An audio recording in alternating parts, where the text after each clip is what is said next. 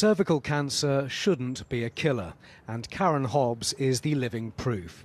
She noticed unusual symptoms and went to her GP, which led to several tests and an appointment with a specialist.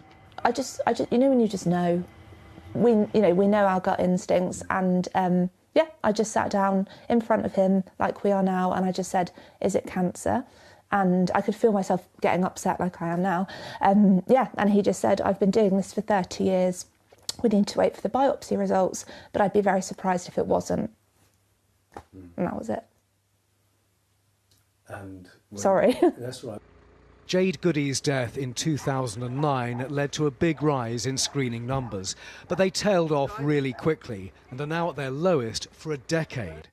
One of the lead researchers told me awareness is key, and she hopes new home test kits will be transformative. Home test kits would be sent to the individual's house, where they could actually get a cotton swab to collect their own samples from the cervix, and that would be sent for HPV testing. And only in that case that comes back positive, which happens in about 1 in 6 women, only then they would get a clinician-collected sample. The HPV vaccine, which is given to teenagers, is very good at prevention, but it's not 100%. Nothing is. That's why screening is so important. Some of the 4.5 million women who haven't been for their test will be watching this tonight. What do you want to say to them?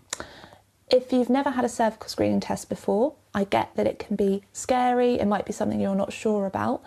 If you are able to attend, I would beg you to, because if it can happen to me, it can happen to anybody. I was totally fine. I was just a young 20-something, and if you notice any symptoms, please also get checked. Almost every family has been devastated by cancer, including mine. This year is the 20th anniversary of the death of my mother, Jane, from cervical cancer. She did go for her tests, but by the time it was picked up, it was too late. She was 58 years old.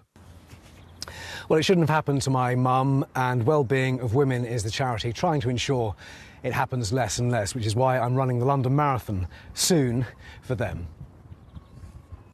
The London Marathon is the biggest charity fundraising event in the world, which is why for many runners, including me, the time really doesn't matter.